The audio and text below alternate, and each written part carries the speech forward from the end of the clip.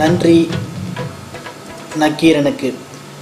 சைதை துரைசாமிக்கு ஒரு பெருமை உண்டு. சென்னை மாநகராட்சியின் முதல் அதிமுக மேயர் அவர்தான்.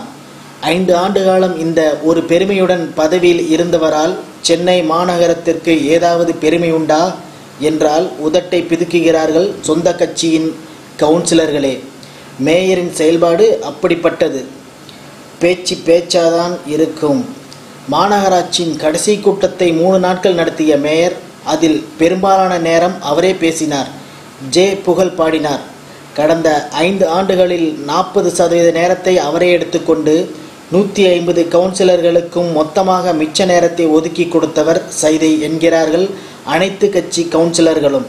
2011 மேயரான போது முன்னாள் மேயர்களான திமுகவின் அண்ணன் தளபதி மு.க. ஸ்டாலின், அண்ணன் திரு மா. சுப்பிரமணியன் இருவரும் சுமார் 1000 கோடி ரூபாய் நிதி இழப்புகளை ஏற்படுத்தியதாக குற்றம் சாட்டியதையே கடைசி கூட்டம் வரை பேசிக்கொண்டிருந்தார் இன்றைய மேயர்.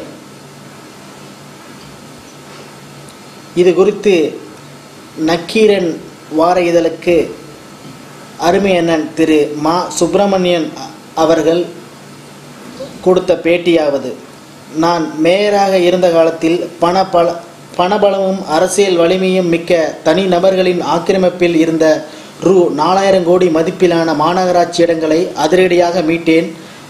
அதை பாதுகாக்க கூட திராணி இல்லாமல் இவர் தாரை வார்த்திருக்கிறார். கிண்டியிலுள்ள பிரம்மாண்டமான ஐடிசி சோலா ஹோட்டல் வளாகத்தில் மாநகராட்சிக்கு சொந்தமான 8 கிரவுண்ட் OSR நிலத்தை நாங்கள் மீட்க அதனை இவர் ஹோட்டல் நிர்வாகத்திடமே ஒப்படைத்து விட்டார். எங்கள் நிர்வாகத்தில் ஆட்சியில் 25க்கும் மேற்பட்ட பாலங்கள், மேம்பாலங்கள், சுரங்க பாலங்கள் கட்டி முடிக்கப்பட்டு மக்களின் பயன்பாட்டுக்கு திறந்துவிடப்பட்டன. அவர்கள் ஆட்சியில் 10 பாலம் கட்டுவதாக அறிவித்து ஒரு பாலத்தை கூட கட்டாமல் பணத்தையும் கொள்ளையடித்ததுதான் நடந்தது. எங்கள் மீது குற்றம் சாட்டிய அவர் மீது கோர்ட்டில் வழக்கு தொடுத்தேன். எங்களை குற்றவாளியை நிரூபிக்க முயற்சிக்காமல் மேயர் மீது வழக்கு தொடர அனுமதி வாங்கணும்னு சொத்தையான ஒரு காரணத்தை சொல்லி புறவாசல் வழியாக ஓடிப்போனார் துரைசாமி என்கிறார் ஆவேசமாக.